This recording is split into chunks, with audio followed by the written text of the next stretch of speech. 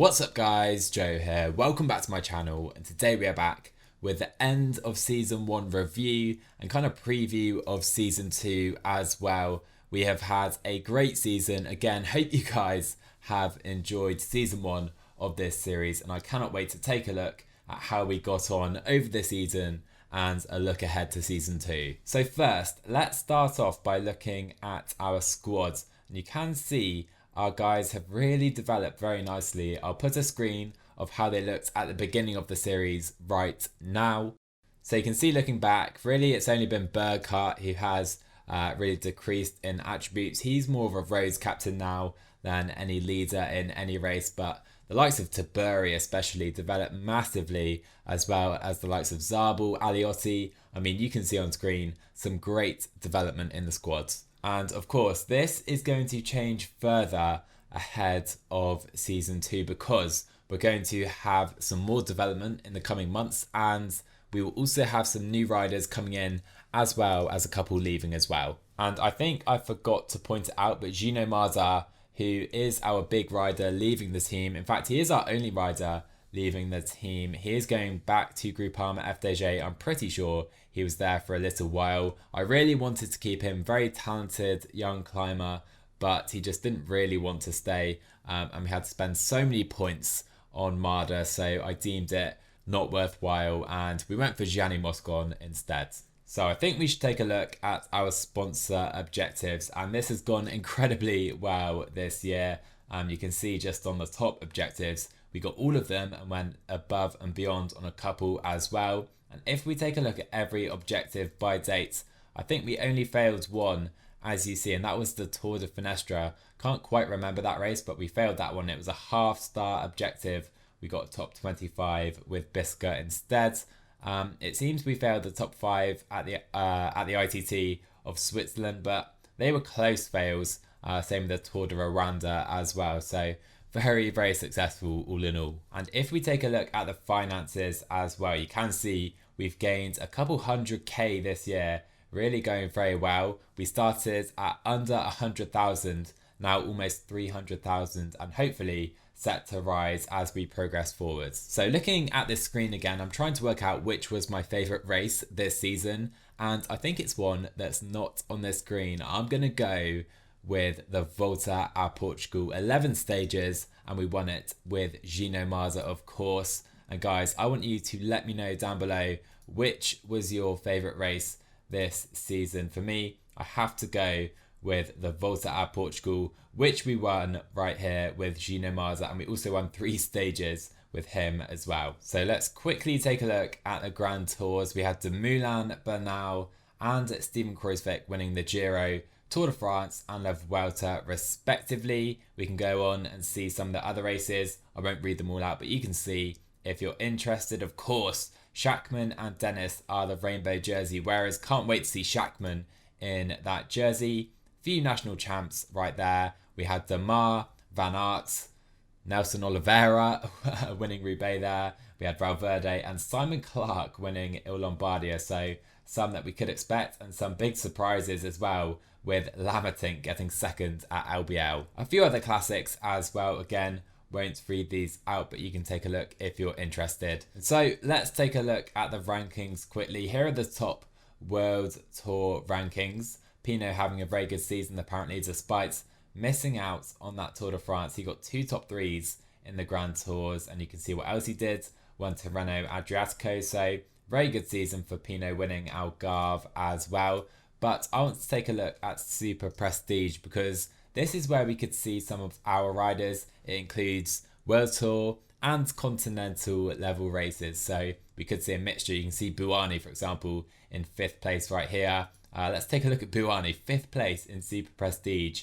He has some very good results, starting with a top 5 at Milano San Remo, and yeah, won a load of Continental level races, which is why he's so high in these standings. Roglic tops out those standings, though. You can see what he did as well. Some good results, winning the Dauphiné, probably the highlights for him. Let's see which our highest ranked rider here is. Okay, Gino Maza, 62nd best cyclist in the world according to these standings. So let's take a look at his Palmares. You can see right here some very, very solid results highlighted by that Volta at Portugal for me. And yeah, very competitive all through and through. We have Rick Zabel in the top 100s as well. This man, I love this man. 76 print now. He came so close to beating Ackermann in the national championships. I would absolutely love to see him in that German jersey at some point. But yeah, he won a bunch of races as well. Stages in South America, and then won a lot in Europe as well. And so our third best rider in these standings is Giovanni Aliotti, 133rd. And he has developed a lot this year. 75 mountain. I think that was below 70 at the beginning of the season. And you will remember he won the Crow race in the last episode, as well as a few other races, as you see. Okay, so that's the Super Prestige standings. Looking at victories, Rick Zabel with the most, alongside Aliotti for our team, with 10 victories each. Fantastic seasons for those guys. Wildauer as well. 8 wins for Markus Wildauer. He swept up a bunch of victories. 2 at the Austrian Tour right there. You can see the other races he won. He had a great year. He's a really nice rider because he can get over some climbs and he can sprint, of course, very, very well. And so this is what I want to see. You can see the World Tour standings. Jumbo just beating Ineos, and we have Quickstep in third. But taking a look at continental standings, we are only behind Arkea Samsic, and this includes Conti Pro level teams. And I think obviously these guys are competing in some World Tour races. So we've done very well to come second here, just behind Arkea. If we take a look at Super Prestige, this again includes World Tour teams. And we've actually beaten Cofidis and Israel, who are World Tour teams. We finished 20th in this first season. That is a fantastic kind of starting block for us to build upon in season 2. And so we'll look at the team index up next. And Quickstep and Jumbo Visma look like the 2 strongest teams heading into season 2. We are ranked as the 27th strongest team, and this is kind of based upon our transfers for next season, and we are due to make it to Continental Pro, which is of course fantastic news. And it seems we're kind of in that top half of Conti Pro teams as well. We have Alpecin Phoenix going to World Tour, with of course Vanderpool, Cofidis coming down to Conti Pro. You can see the other changes as well. The likes of Gazprom, Bardiani, Burgos are losing their Conti Pro licenses, whilst we have the likes of FAPAL, Porto, we have this Chinese team, as well as Beat Cycling, and the Czech team Elkov coming up to Conti Pro. So I have left this section deliberately for a little while into the video. Let's take a look at the transfers for our team, and of course the teams around the globe, and see how things are going to look in season 2. So we bring in Gianni Moscon, looking very, very good right there, as our new team leader. Kevin Vermarker as well from the US, very good, talented young puncher, as well as Davide Pensa, who is very well rounded, a new gen, Northern Classics specialist, but he can sprint very well too. So let's scroll through one team at a time. So AG2R signed Gregor Mulberger as their main signing. You can see their other signings right here. They've signed this new gen from France, who looks very, very tasty indeed, whilst they lose Pierre Latour. Here is their squad for next season on the right-hand side, of course. If we go ahead to Astana, they lose both Izagirre brothers, who go to different teams. They lose Sanchez as well, going to Uno X of all teams, whilst they bring in Aberasturi and Kukalair. So, to be honest, not the best transfer window for Astana. They get a few Kazakh riders to replace a couple they lost right there. And so they have a very top-heavy team now with 4 riders. Lutsenko, Lopez, Vlasov and Fulsang, really a cut above the rest. Going on to Bahrain, McLaren, they lose Dylan Toons, who's going to Trek Segafredo, whilst they bring in Matteo Moschetti. Very nice signing for them right there, as really their lead sprinter, I would say, ahead of Garcia Cortina, who is more well-rounded. But they signed Ibrahimovic right here, who's a very good puncher and time trialist. He is a new gen. You can see their full signings and sales right there. Whilst Bora Hansgrohe, big moves for them, signing Izagirre, Simon Yates as well, as really a dual leader in the Grand Tours with Emmanuel Bookman. They lose Micah though, who goes to Mitchelton Scott, lose Patrick Conrad. They have some big ins and outs, and they sign this Spanish regen, and oh my, this man looks incredible, 19 years old. CCC though lose Greg van Avermaet whilst they bring in Sepp van Marker, bit of a swap deal right there. You can see that other transfers, quite a few transfers for them. A few nice moves as well. I think Vermeesh is a pretty good rider, whilst they lose Marexo, the man who can climb with the best of them in the world. Heading to Cofidis, I think they're going down to Conti Pros. You see no big signings for them. You can see all of them right there though. On to Quickstep, they lose Ilyo Kaiser, but they bring in Pippo Ganna and Jasper Stuyven. An incredible window for them because they keep all their quality riders and sign Stuyven and Ganna. Look at this team, guys. EF Pro Cycling sign Greg van Avermaet, as strange as that sounds. We need to update that jersey to the Giro one, I would say. They signed Latour and Fabio Aru.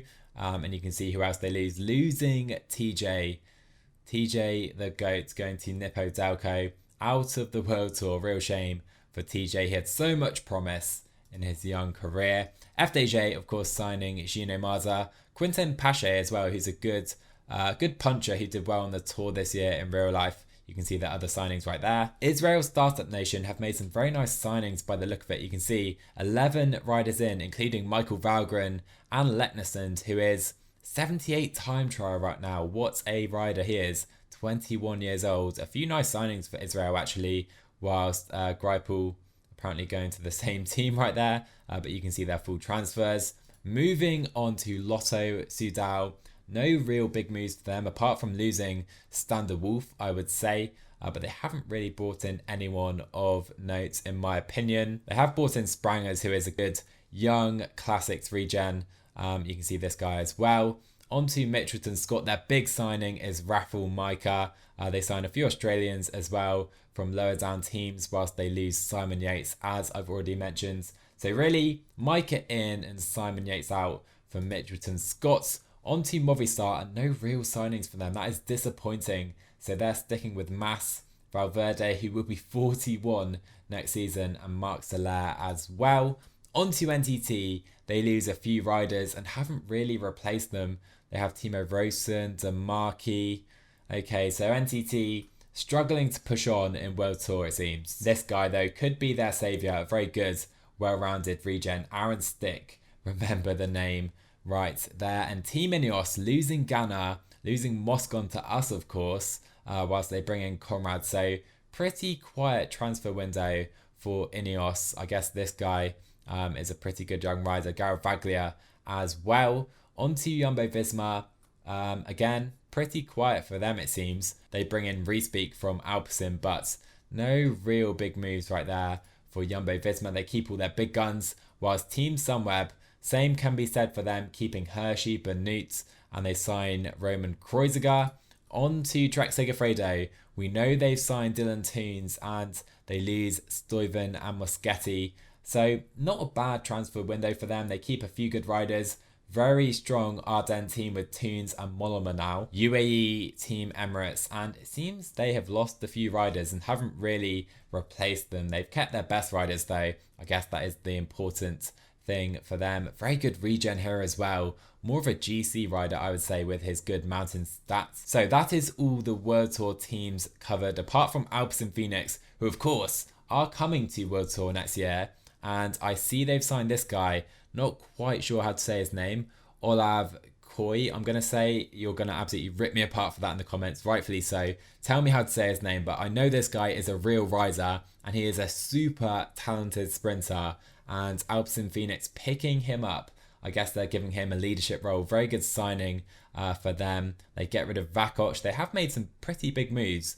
12 riders in and 12 outs for Alpecin, and they have done some good transfers here. Dion Smith, Belletti, Van Hooker as well. Some good transfers for Alpecin. And so I'm not going to go through all of the continental level teams, but we can take a quick look through right here just so you guys can see what is going on. Pause on any teams if you want to take a look. You can see Brajkovic going to Bingo. Can't quite see that one happening in real life. But yeah, if you see a team you want to take a look at in particular, make sure you pause it and take a closer look. I'll try and pick out any big moves. I think Fernandez is a good signing for CCC actually, 29 years old right there.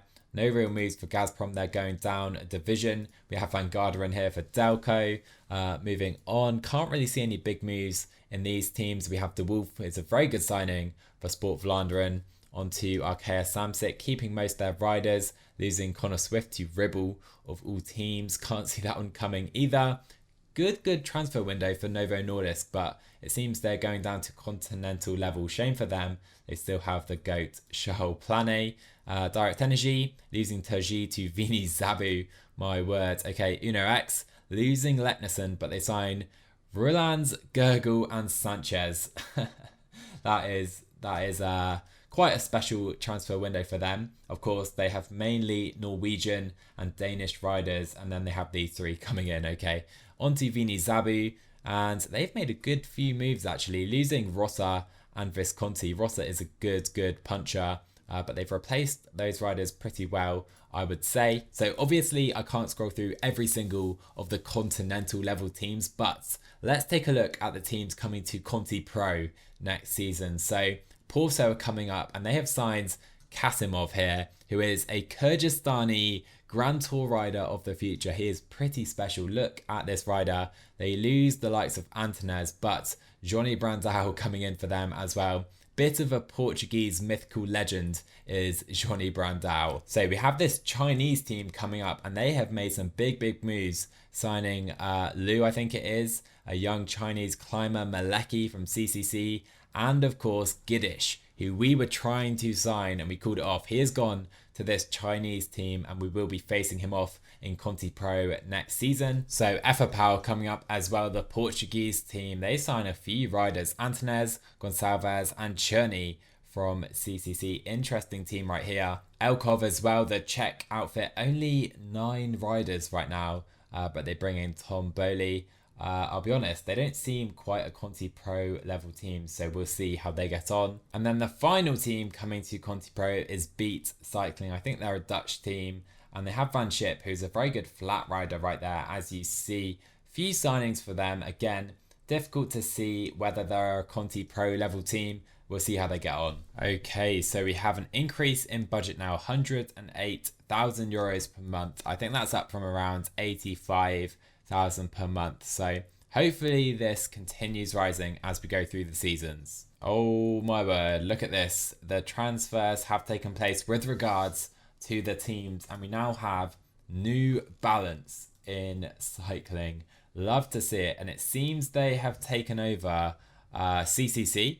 Yes, CCC. So CCC have been replaced by New Balance. That is very interesting indeed. And you can now see T-Mobile in the Conti Pro level. We have arrived then in Season 2. As you can see, we have our new squad together, led by Gianni Moscon. Absolutely love to see it. We've got Vermarca here, as well as the young Italian Davide Barbato, who is the former Davide Pensa. Apparently he has changed his name, and that is the doing of PCM Explorer. I will explain to you guys that in a moment, but here we are, 2021. So regarding Barbato, we will now call him. He is the same rider as Davide Pensa. However, in PCM Explorer, which is an additional tool made by Davey, I'll leave a link to his website and Patreon in the description below, so you can check out PCM Explorer if you don't know what it is.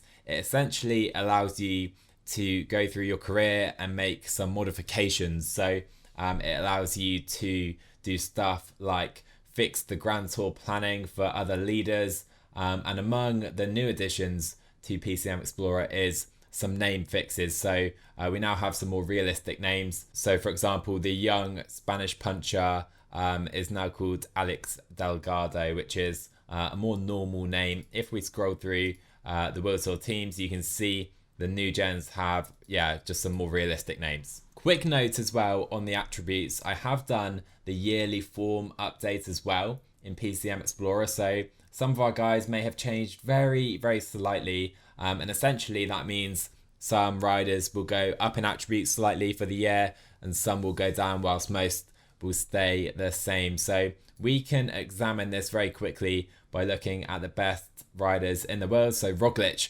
clearly is on a good year because he is now a very, very good rider. If we take a look at the best riders, we have Van der Poel, who's on a good year, Lampert as well, probably Tom Dumoulin as well. But yeah, you can see some riders go up, whilst the likes of Pogacar, it seems, has had an off year. So essentially, it just shakes things up a bit in the career. I really enjoy doing this a lot because it just makes the career feel very fresh throughout. It doesn't feel like you're playing the same season over again. Whilst young riders usually develop to a very good level, they usually just stay there throughout their career. Whilst in real life, we've seen this year with Egan Bernal, for example, he's had a bit of an off year, and that can really take place now with the PCM Explorer. And so it is time to do our calendar, and I've done this already, I've gone through it. This is our provisional calendar for the months of January, February and March. And of course, we can now apply to World Tour races. This is a really exciting moment for the team. I have no idea how many of these World Tour races we can expect to get.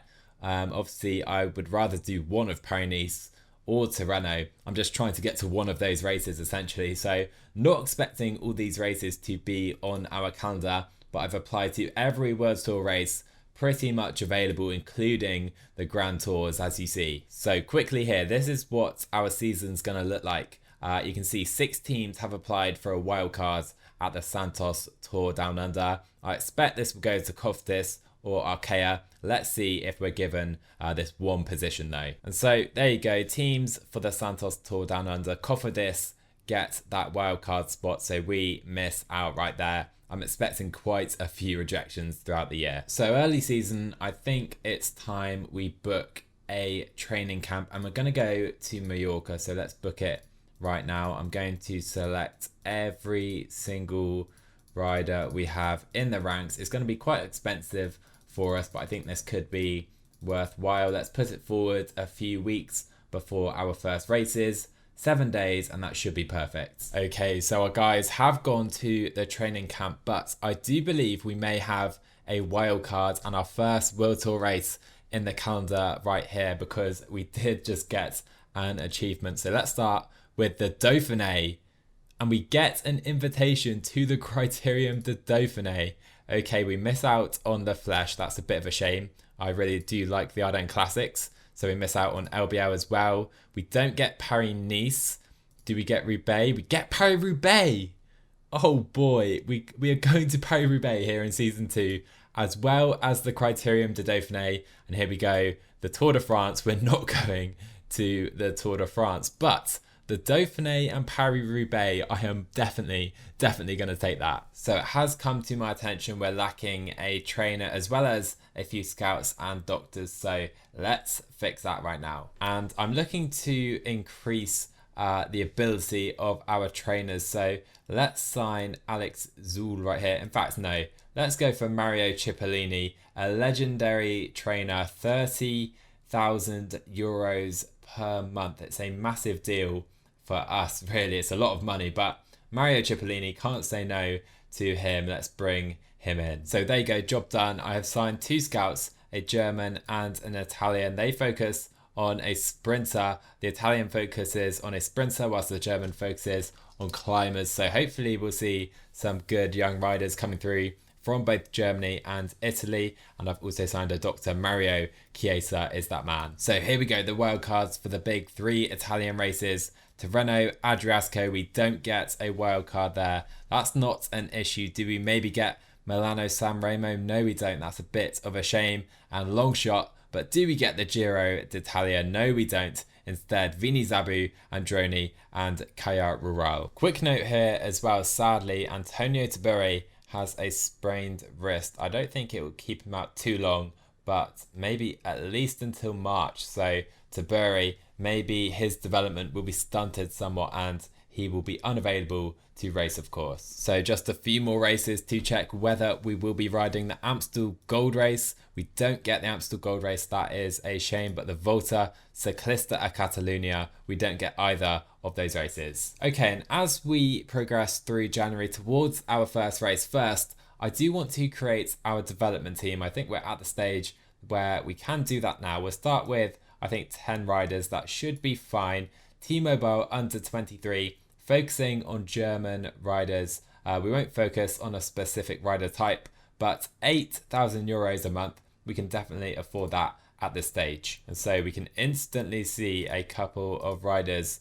We have Pascal Klein and Johannes Bayer looking very, very talented. Okay, then we have been given a choice of new national team, and I think we have the Bergen parcours in Norway, so potentially for a puncher or a sprinter this year, and I want the best possible chance that a T-Mobile Bianchi rider wins that race, and at the moment it definitely seems the best pick for us is Italy, with, of course, we have Gianni Moscon, we have Fabio Barbato, all of these guys ahead of just our 4 German riders, and not a flat course doesn't suit Rick Zabel. Okay then guys, we have arrived at our first race of season 2 in Mallorca, and we have the 4 Mallorcan Classics. I love those races. Really great way to kick off the season, in my opinion. We have Valenciana, the Tour of Colombia as well coming up, as well as Algarve, and hopefully some World Tour races as well pretty soon. So I think one of the final things we need to do is check out our sponsor objectives for the season, and you can see them right here.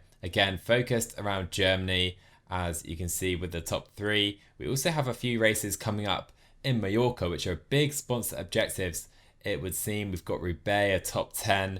That's going to be pretty difficult, but some exciting objectives all in all. Anyhow, guys, I hope you enjoyed this little transition between season 1 and season 2. We're now coming to February 2021. Absolutely crazy to say it, but I cannot wait to see how season 2 goes for the team. If you enjoyed, drop a like down below, massively helps the channel out, guys. Let me know what you thought in the comments below. Hit subscribe and hit that notification bell as well to never miss an episode. I will see you guys in the next one.